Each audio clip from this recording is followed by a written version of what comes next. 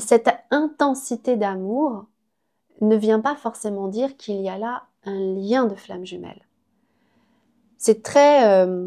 ça n'est pas l'argument premier pour déterminer si c'est un lien flamme jumelle.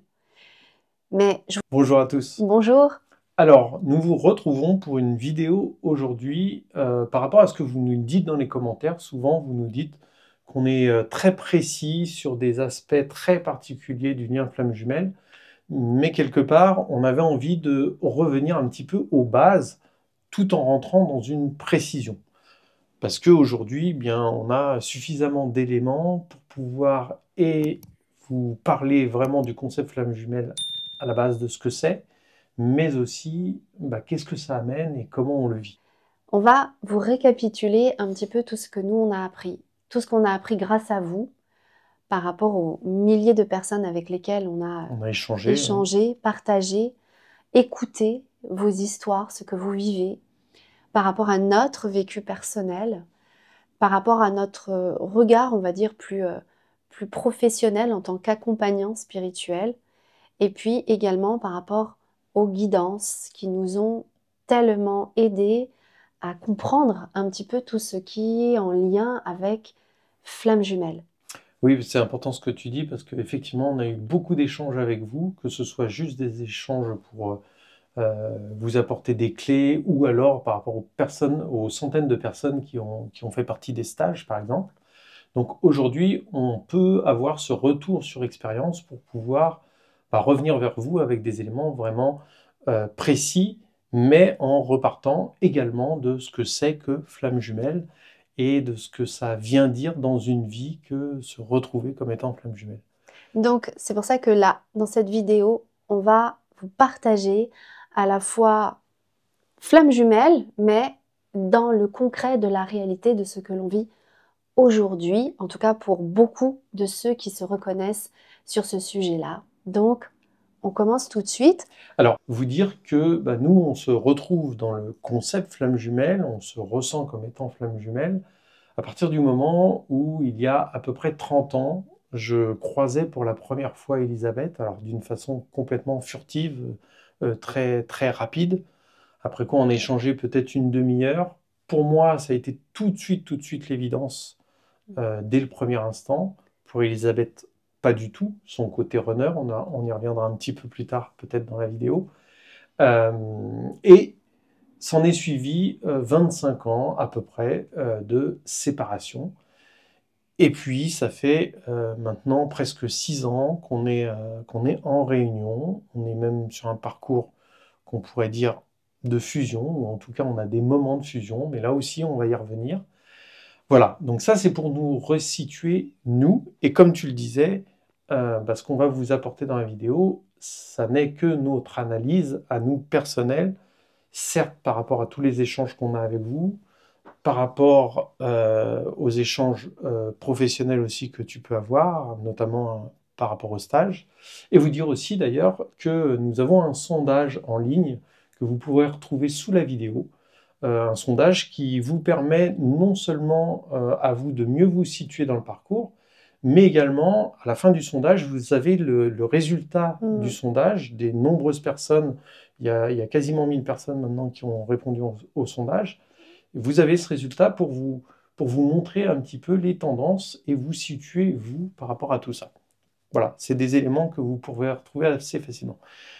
Bref, débutons cette vidéo, mon amour. Alors, cette vidéo, on voulait un petit peu la commencer déjà par le point de départ. On appelle ça, on va dire, un petit peu la genèse. Le point de départ. Alors, qu'est-ce que c'est que les flammes jumelles? Les flammes jumelles, c'est avant tout une étincelle divine remplie de lumière et de connaissance divine qui vient tout droit de ce qu'on va appeler la source, Dieu, en tout cas dans un espace de création, de pure lumière et de pur amour. Cette étincelle divine, à l'intérieur de cette étincelle, il y a, à l'image de Dieu, une présence je suis, c'est-à-dire une présence divine qui est davantage féminine et, on va dire, une présence divine qui est davantage masculine. Et cette étincelle, elle est unifiée, elle est une, et elle quitte cet espace divin pour faire un chemin d'évolution. Ce chemin d'évolution l'amène à, on va dire, dans une dimension, sur une planète qu'on appelle la Terre. Et donc cette étincelle divine, elle reste unifiée jusqu'à arriver à un certain endroit dimensionnel où, peut-être parce qu'on rentre en effet dans des dimensions plus de dualité, donc de deux, eh bien cette étincelle divine se scinde en deux, où il y a là la polarité masculine et la polarité féminine qui se scindent, mais qui restent unifiées, qui restent complètement une, même si elles sont scindées en deux. C'est en cela que l'on va entendre dire c'est la même âme, c'est la même étincelle, parce que oui, en effet, dans cet espace-là, elles ont la même étincelle, elles sont quelque part la même âme originelle, mais l'expérience les amène à se scinder en deux.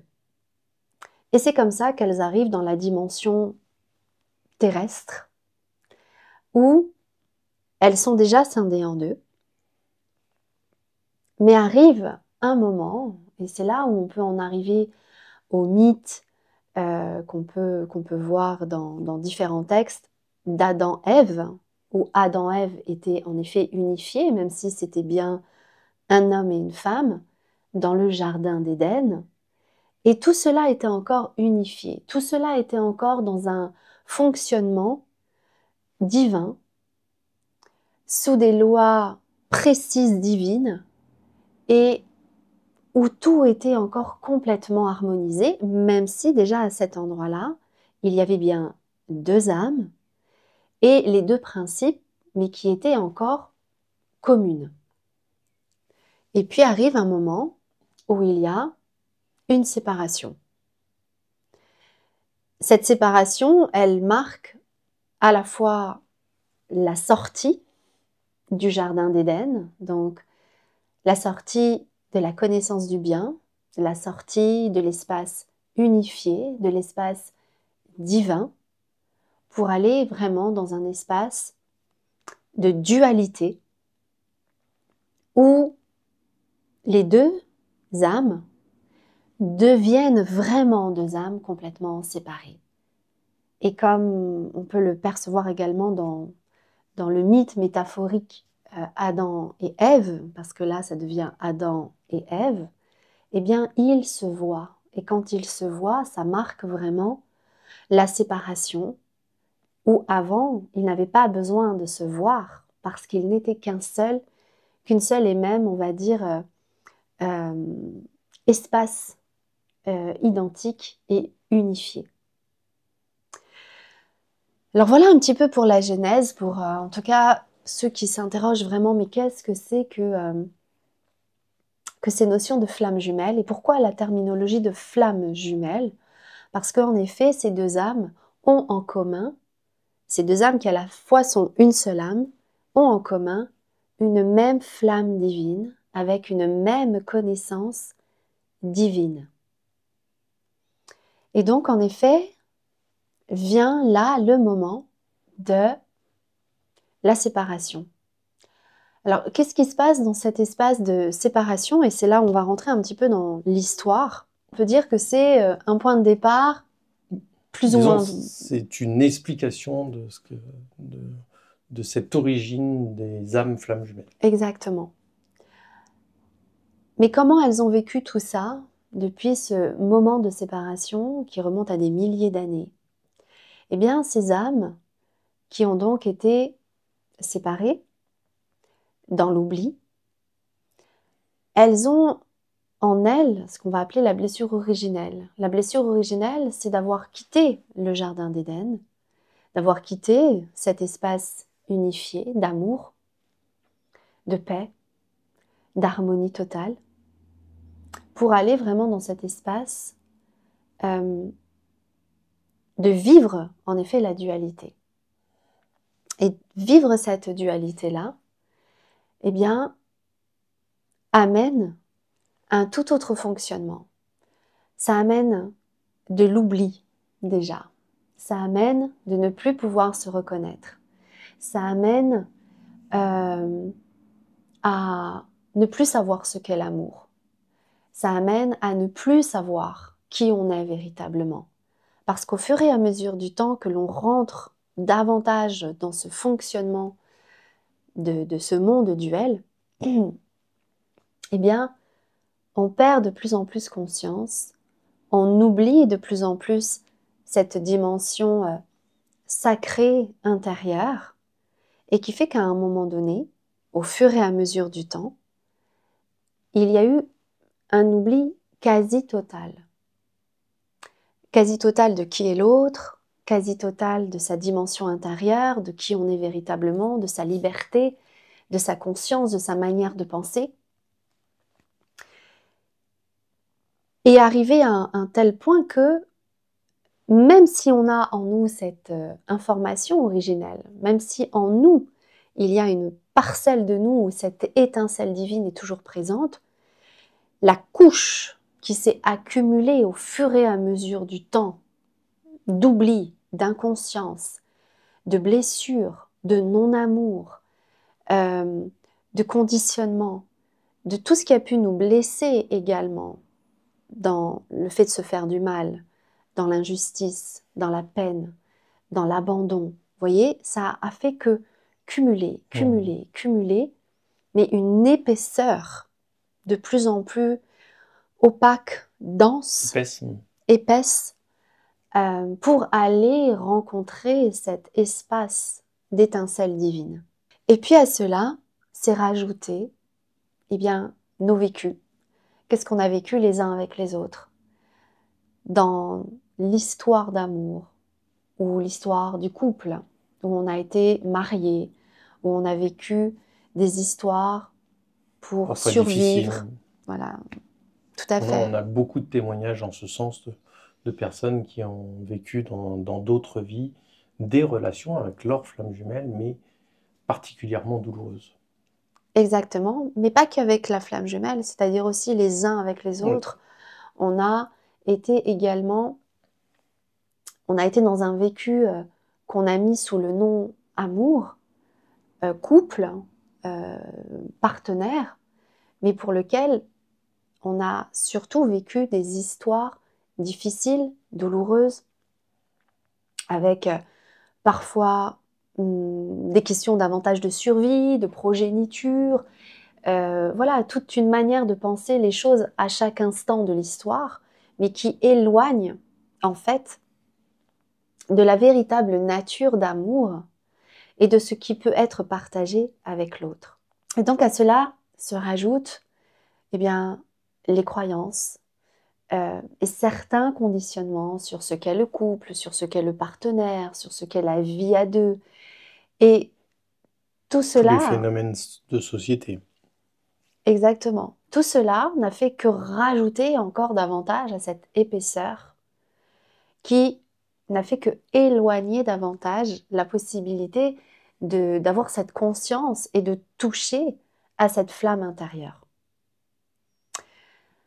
Et ça s'est en effet accumulé au fur et à mesure du temps. Et oui, c'est vrai que malgré tout ça, on a pu retrouver dans des moments de l'histoire sa flamme jumelle, vivre des choses avec elle et qui ont pu aller dans le sens de ce qui était possible de vivre à ce moment-là. Donc, parfois c'était des histoires impossibles, parfois c'était des histoires douloureuses, de tragédies. Donc, il a pu en effet se passer plein de choses, mais qui vient quand même, il n'empêche, se rajouter à tout le reste. Alors, pourquoi j'en parle autant de tout ça? Eh bien, parce que ça, c'est principalement ce qui est au cœur du processus. On parle souvent de ce mot-là, le fameux processus, et c'est de cela dont on va parler à présent. Pour recoller d'ailleurs plus spécifiquement à ce que l'on vit tous dans le présent, en fait, ce que l'on vit aujourd'hui. Parce que, eh bien, pour bon nombre d'entre vous, en tout cas, le processus flamme jumelle, ce qu'est les flammes jumelles et comment vous le ressentez, bah, c'est d'abord par ce que vous vivez dans l'instant présent, aujourd'hui, avec une personne que vous côtoyez ou que vous ne côtoyez pas, dont vous avez conscience ou pas encore. Il y a un petit peu tous les cas. Là encore, je renvoie au sondage. Vous verrez qu'il y a des résultats assez étonnants parfois. Donc, rentrons directement dans le processus. Parce que le processus, en fait, il est central. Le processus, il vient dire que toute cette masse accumulée à travers le temps, d'émotions, de croyances, de vécu, de karma, voilà, tout cela, eh bien, c'est justement ce qui nous sépare de cette flamme intérieure. Et le processus, il vient dire qu'il y a nécessité de libérer, de nettoyer cette fameuse masse qu'il y a là pour en arriver à cette flamme intérieure. Et c'est ça, en fait, que la plupart de ceux qui rencontrent leur flamme jumelle ressentent. Et ce qui vient un petit peu signifier que, alors oui, quand vous allez rencontrer votre flamme jumelle, il va y avoir toute forme de possibilités. Il y en a pour qui ça va être une évidence, il y en a pour qui ça ne va pas l'être. Il y en a qui vont ressentir quelque chose, mais qui ne vont pas forcément savoir de quoi il s'agit. Donc, par rapport à ce que tu disais tout à l'heure, c'est surtout que je parlais pour moi d'avoir reconnu tout de suite l'évidence, mais sans savoir réellement ce que c'était. C'est-à-dire que pour moi, c'était l'évident que c'était toi la femme de ma vie, mais j'ai pas pris conscience que c'était toi ma flamme jumelle, au sens où je n'ai pas souvenir de tout ça. Enfin, d'ailleurs, flamme jumelle, je l'ai pris finalement que très très très très tard, il y a pas si longtemps que ça en réalité. tout à fait. Et pour ta part, tu as quand même recollé, ou en tout cas, tu t'es rappelé de quelque chose de suffisamment fort pour avoir eu besoin de t'en éloigner quelque part d'une façon même inconsciente. Exactement. C'est pour ça qu'il peut y avoir de tous les cas. C'est-à-dire vraiment, on peut ressentir quelque chose, mais sans pour autant pouvoir le corréler à un lien d'âme, à donner une importance particulière à cette personne, à ce ressenti, tout simplement parce qu'on n'a pas conscience de ce que ce ressenti peut avoir au final comme signification et d'y donner le sens exact. Et c'est très important ce qu'on vous dit là, parce que si vous êtes dans le cas d'être un chaser et d'avoir un runner très fuyant qui comprend pas ce qui lui arrive, qui est attiré mais en même temps repoussé, etc., bah, c'est vraiment d'avoir à l'esprit que c'est peut-être encore plus embrouillé pour quelqu'un de complètement inconscient que pour quelqu'un qui ressent l'évidence. Et quelque part, eh bien, enfin moi je sais que quand j'ai compris ça de ta part, bah, finalement ça m'a permis de me dire ah ouais, donc en fait si elle réagit aussi comme ça, c'est peut-être parce que elle n'a pas du tout les mêmes éléments que moi, même si les éléments que j'ai ils sont finalement très fins, très légers. Et en même temps très forts. C'est un petit peu paradoxal de le dire, mais enfin bon, c'est compliqué à expliquer. Mais pour toi, encore pire, parce que c'est le flou le plus total. Enfin, j'imagine, en tout cas, c'est ce que toi, tu me dis, et c'est aussi ce qu'on ressent à travers les personnes qui nous en parlent. Exactement, c'est un ressenti tellement particulier et pour lequel il n'y a pas de... En plus d'explications, on ne peut pas retrouver une ressource quelque part qui va expliquer ce fameux ressenti que bah oui, il y en a pour qui ils vont mettre ce ressenti de côté, par exemple, et puis on va continuer sa vie. Et d'autant plus, en effet, quand on a une relation à l'amour, pour plein de raisons, on peut rentrer là dans ce détail-là, c'est-à-dire tout ce qu'on est en train de vous expliquer là, sur cette fameuse masse qui s'est accumulée dans le temps. Il y a, la plupart du temps, en effet, deux directions, deux moyens de prendre la route de cette masse intérieure. En tout cas, de rentrer dedans. Il y a en effet un profil qui va être vraiment davantage concentré sur l'autre, l'amour à l'autre, l'amour aux autres. Et c'est comme cela que l'un des deux va avancer. Donc là, on est vraiment dans l'amour terrien et la vision très, très humaine, très terrienne. On n'est plus du tout dans les processus d'âme. Exactement. Là, on essaie vraiment de se concentrer sur comment chacun vit un petit peu tout ça à l'heure d'aujourd'hui, dans ce moment où on peut vraiment percevoir que l'amour est aussi en train de changer de paradigme, est en train de changer de conscience. Et dans tout ce mouvement-là, il y a de plus en plus de questionnements sur ce qu'est l'amour, ce qu'est le couple, ce qu'est la sexualité, ce qu'est le bon partenaire.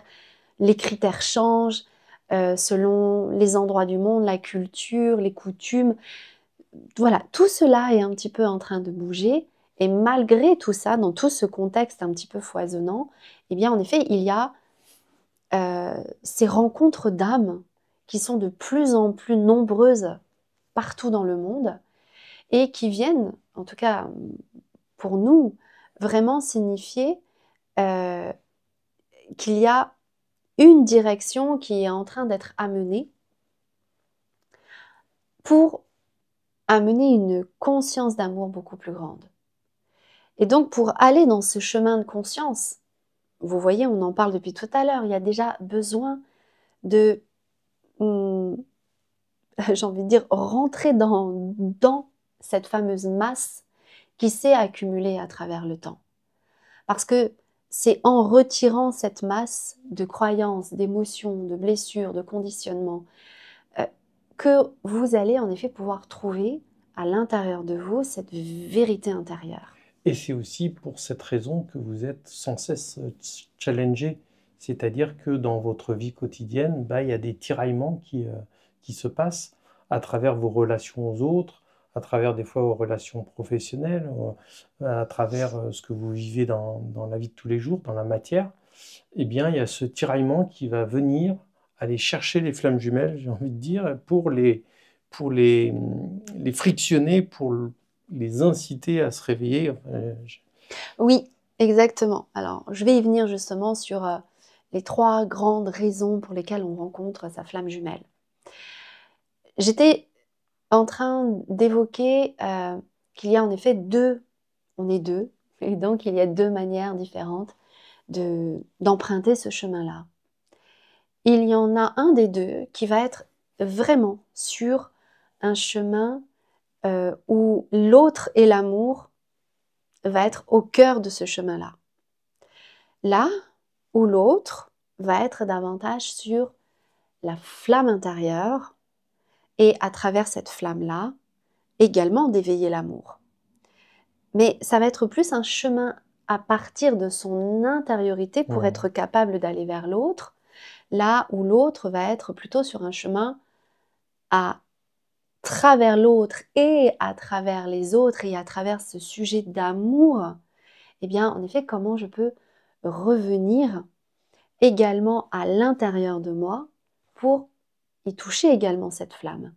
Donc vous voyez, il y a déjà à prendre en compte qu'il y a 2 grandes manières de vivre ce cheminement et que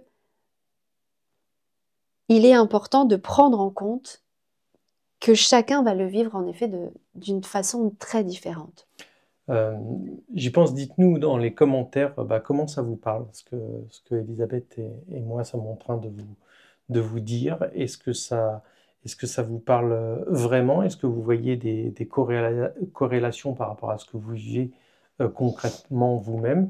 Ou au contraire, si vous avez un avis divergent, bah, ça nous intéresse aussi. En tout cas, essayez de le mettre dans les commentaires parce que ça aide un petit peu tout le monde à mieux comprendre. Et c'est ce qui peut aussi un petit peu expliquer pourquoi on ne peut pas dire généralement, hein, enfin, je ne vais pas rentrer dans Runner Chaser, mais on ne peut pas dire à l'un des deux d'oublier son autre. Au chaser, moi je vais le dire. C'est très difficile de lui dire. Là où pour un runner, ça peut être plus facile à dire. Et ça va être plus difficile de lui faire dire il faut accepter ton autre. Et ça va être plus difficile d'accepter ton autre, mais ça va être plus difficile pour un runner de lui dire tu dois oublier ta flamme intérieure, tu dois oublier la spiritualité, tu dois oublier ton cheminement intérieur, tu dois oublier voilà, toute cette intériorité. Alors que... Pour tout reconstruire, hein, c'est pas pour tout détruire. Oh, ouais, mais c'est juste pour que vous entendiez que les enjeux sont placés à des endroits précis et que on ne peut pas dire à la personne pour qui cet enjeu est central d'oublier cet enjeu-là. C'est très, très compliqué. Parce que plus, en fait, on se rapproche de son intériorité et de cette vérité-là, et plus ça devient intense à l'intérieur de soi. Et c'est vraiment à prendre en compte qu'il y a deux façons de vivre ce chemin-là. Et aujourd'hui, on peut un petit peu les retrouver, même hors flamme jumelle, comme par exemple on entend des profils amoureux évitants. Évitant, pour moi, c'est un peu la même chose que flamme jumelle fuyant, c'est-à-dire des personnes qui ont peur de l'amour, qui ne savent pas ce que c'est, qui sont même en insécurité dans ce contexte de ressentir l'amour à l'intérieur de soi. Alors ça, tu dis ça hors flamme jumelle. Tu parles des concepts psychologiques qui sont aujourd'hui d'actualité. Exactement. On parle beaucoup du fuyant. Alors c'est vrai que ça rappelle ou ça fait vraiment penser au concept flamme jumelle de ce point-là. Bah, c'est exactement ça. Et tout comme, par exemple, la dépendance affective fait écho au chaser qui est vraiment concentré sur l'autre. Donc, d'ailleurs, la vision de la dépendance affective est vraiment en train de changer dans les dernières choses qu'on peut voir. Notre vision à nous de la dépendance affective est que c'est quelque chose de quelque part logique dans un lien flamme jumelle et évidemment toxique quand c'est dans un autre lien ou dans quelque chose qui n'est pas centré au niveau de l'amour. On va peut-être pas rentrer dans beaucoup plus de détails. Et je voudrais nuancer tout de même que même dans un lien de flamme jumelle, il peut y avoir quand même des comportements obsessionnels, toxiques. Donc, vous voyez, on est vraiment globalement en train d'avoir des comportements amoureux qui changent et qui se retrouvent même au-delà de flammes jumelles. Donc même ces deux grands profils, c'est pour ça que je le pose ici, c'est que ces deux grands profils sont visibles aujourd'hui, à l'heure actuelle, dans nos changements et dans nos comportements amoureux. Et tout ça, eh bien, ça vient dire en effet que il y a un processus pour nous amener à traverser toute cette masse, mais pour gagner davantage en conscience. Et plus il y a en effet de conscience, de guérison et de libération émotionnelle, de conditionnement et de croyance, et plus en effet la vision de l'amour, la vision du couple, la vision du partenaire devient également complètement différente. Ce que je tiens aussi à signaler, c'est que le processus, c'est pas un processus pour vous amener à stagner. C'est un processus évolutif. Et en effet, ça va commencer par cette rencontre. Et d'ailleurs, c'est un indicateur. Parce que si vous êtes à un stade où vous sentez que vous n'êtes pas dans une évolution, c'est quelque part qu'il y a un problème, ou plutôt qu'il y a un blocage, et donc que c'est le moment de l'identifier, ou peut-être même que vous en aviez conscience, mais en tout cas, c'est le moment de le dépasser. À aucun moment, en fait, on est dans un endroit de statu quo. À tous les endroits, on est dans un processus d'évolution. On vous disait nous-mêmes qu'on était évidemment en réunion, et on est toujours dans un processus qui continue quasiment tous les jours de nous apprendre d'un travail sur soi, d'une remise en question, d'un travail spirituel, d'un travail énergétique parfois. Mais en tout cas, c'est un processus qui est en sans cesse évolution. Donc si vous sentez que tout est bloqué à un endroit, c'est peut-être bien que ça veut vous montrer un endroit où il faut dépasser cette étape. Et après, on peut être bloqué à un endroit pendant un certain temps. C'est-à-dire qu'il ne faut pas non plus maintenant se dire que dès que je suis bloqué 1 mois, 2 mois, 3 mois, que ça veut dire que il y a un problème. Des fois, ça met du temps à dépasser. Voilà, exactement. Des fois, ça met du temps. Mais l'idée, c'est que si il y a un focus qui bloque à un endroit, ça vient dire en effet qu'il y a dans vos comportements intérieurs, dans votre manière de percevoir et de vivre justement le processus, qui a là besoin d'être clarifié pour vous amener à avancer. Alors, je voudrais préciser que donc dans le processus, ça commence par cette fameuse rencontre. La rencontre, pour ceux en tout cas qui vont vraiment tomber en amour pour leur autre, ressentir tout cet amour qu'il y a là,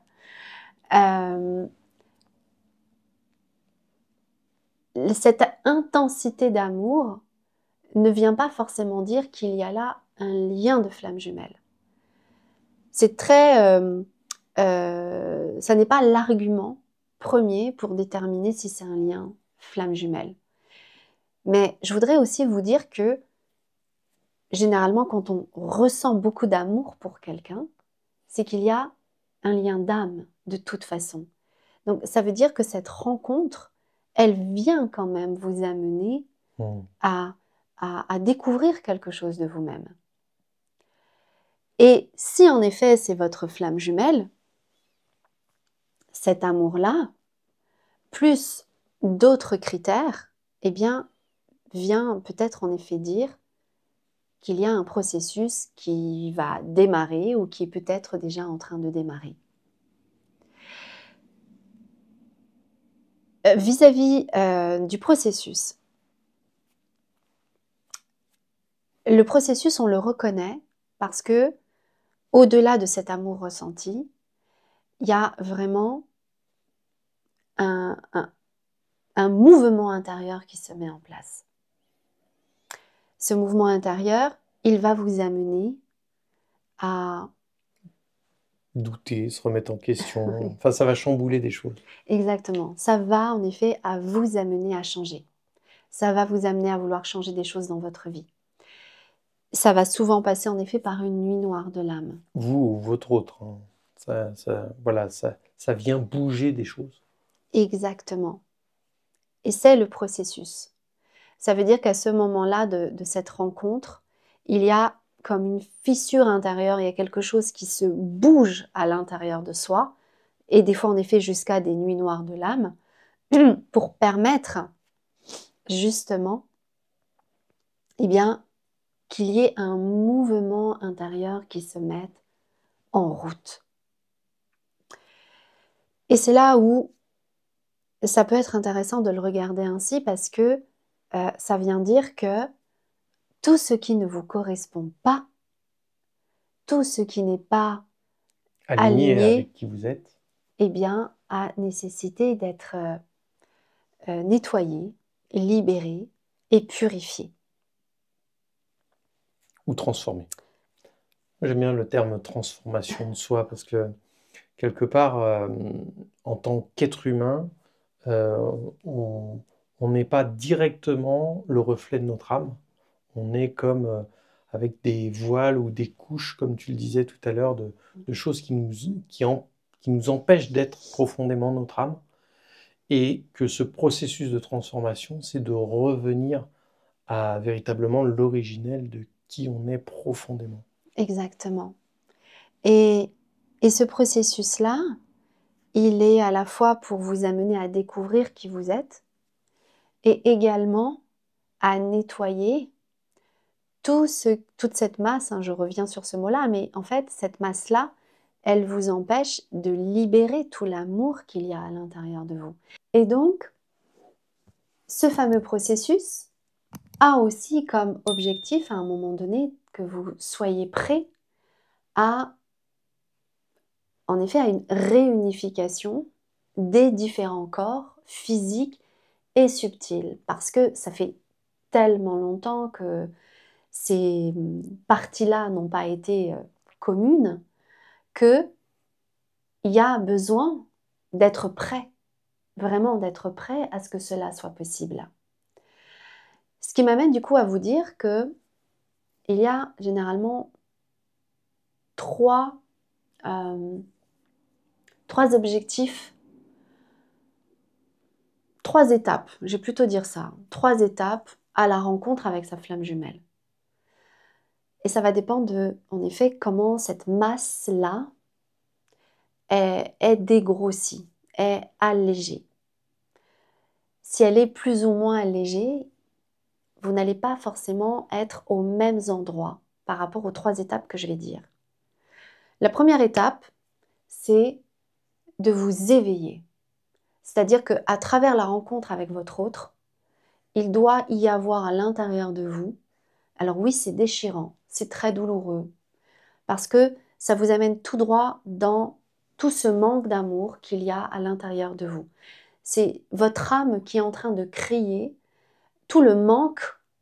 C'est pas le manque de l'autre, forcément, mais c'est davantage le manque d'amour qu'elle a eu depuis des vies et des vies et des vies. Ça, c'est une étape qui, il est vrai, est difficile, mais qui est nécessaire, parce qu'il y a donc besoin de combler cet amour. Et donc, il y a nécessité de vous éveiller à tout ce qui vous empêche d'être vous-même et tout ce qui vous empêche d'être tout cet amour qu'il y a à l'intérieur de vous. Ça, c'est la première raison. La deuxième raison, c'est aussi de vous préparer, à préparer les corps à pouvoir se réunifier. Et parfois, il y a besoin de beaucoup de temps pour qu'un seul corps. Quand je parle des corps subtils, je vous renvoie au chakra. C'est une lecture qui peut vous faire comprendre un petit peu à quoi on fait référence quand on parle des corps subtils. Mais il y a besoin, en effet, que chaque corps soit à même de pouvoir se réunifier et de revenir vraiment l'un vers l'autre. Et parfois, il y a besoin d'un certain temps où on va passer du temps ensemble pour juste permettre à un seul corps de pouvoir se préparer et d'être capable de se réunifier. C'est là où ça peut être vraiment complexe parce que pour la première et la deuxième étape, bien sûr que tout en vous n'a qu'une envie, c'est de retrouver son autre, mais avant de pouvoir retrouver son autre, il y a besoin d'être prêt à retrouver son autre. C'est une véritable préparation, tout simplement parce que si vous retrouviez votre autre là, à l'heure actuelle d'aujourd'hui, il se passerait 2 choses. La première, c'est qu'il y aurait tellement d'ego, tellement de souffrance, de douleur, que ça serait très difficile d'être avec. Et pour certains d'entre vous, c'est peut-être le cas. Exactement. Ou les corps subtils ne seraient tellement pas préparés que ça serait une explosion, vraiment, et je pèse mes mots, une explosion d'énergie qui serait tout aussi difficile à vivre. Donc,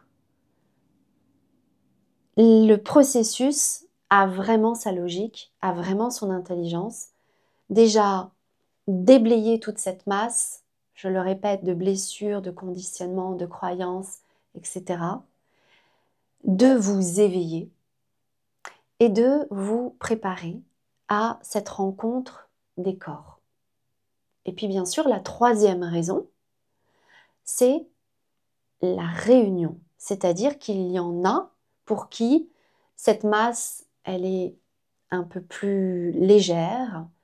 Il y a beaucoup moins de conditionnement, beaucoup moins de croyances. Il y a une connaissance intérieure et de conscience qui est beaucoup plus grande. Et puis en tout cas, ils vont faire le travail approprié pour le dépasser. Et qui du coup fait que, voilà, il y a une réunion qui est là, qui est présente. Et c'est là où j'en viens un petit peu au concept. Ce qu'on entend tout le temps. Lune de miel, séparation, retrouvailles, pré-réunion, réunion, fusion. Ça, c'est un concept qui a été perçu par ceux qui sont en réunion et qui ont donc pu observer, détecter toutes ces différentes phases. Mais comme je viens de le dire précédemment, il y a d'abord à aller dans certaines étapes. C'est-à-dire que par exemple, si vous avez eu la lune de miel et puis la séparation avec votre autre, le moment de la séparation, c'est un moment charnière parce que c'est vraiment là où ça vient signifier est-ce que c'est pour m'éveiller? Est-ce que c'est pour me préparer au niveau de tous les corps subtils avec mon autre? Ou est-ce que c'est qu'il y a déjà là une réunion en cours et à venir? Et comment est-ce qu'on peut faire le distinguo entre les trois? Eh bien déjà, ça va dépendre. Est-ce que vous êtes vraiment qui vous êtes? Est-ce que vous avez vraiment le sentiment que vous êtes dans la vérité la plus proche de qui vous êtes véritablement dans toutes les sphères de votre vie, en amour, professionnellement, géographiquement, voilà, que vous êtes vraiment profondément vous-même et profondément dans votre pleine potentialité d'amour. Et puis, en effet, il y en a qui vont être davantage en pré-réunion, c'est-à-dire il va y avoir des contacts avec votre autre, il va y avoir des situations concrètes. Des allées-venues, des retours. Exactement. Mais il va aussi y avoir une connexion aux liens subtils et spirituels. Il va y avoir également le fameux processus qui est là pour libérer cette masse, qui est là pour nettoyer le karma, les conditionnements, les croyances. Parce que ça va être en effet cette étape-là qui va être davantage liée à ce que j'expliquais tout à l'heure sur cette préparation que les corps soient à même de pouvoir se réunifier. Parce qu'en effet, quand les corps sont à même de pouvoir se réunifier, eh bien, c'est là où il peut y avoir une réunion également sur le plan terrestre, sur le plan humain, et qui là, il y a une autre phase qui se met en place, qui est celle de la complémentarité. Alors, c'est vrai que ça fait beaucoup de détails. Ça peut paraître un processus très long, très complexe. Mais déjà, s'il y a un processus, eh bien, plus vous allez être avec, eh bien, plus vous allez avancer et plus ce processus va vous faire avancer. Et quoi qu'il arrive, c'est un processus qui va vous amener au minima à vous découvrir comme jamais et au maxima à découvrir ce qu'est l'amour et à le vivre avec la personne avec qui vous pouvez vraiment amener cet amour dans un vécu beaucoup plus puissant et beaucoup plus réel. Donc, On espère un petit peu que ça vous permet d'avoir une vision et de pouvoir surtout mieux comprendre ce que vous-même vous vivez et de pouvoir nous l'indiquer dans les commentaires. Et aussi, vous pouvez participer au sondage, comme je vous y invitais en début de vidéo. C'est un sondage gratuit et vous verrez, vous aurez les résultats instantanément derrière. Vous accéderez à une page où il y a les résultats et vous pourrez ainsi comparer par rapport à ce que vous venez de remplir. On vous dit à très bientôt. Prenez bien soin de vous, à bientôt. Au revoir.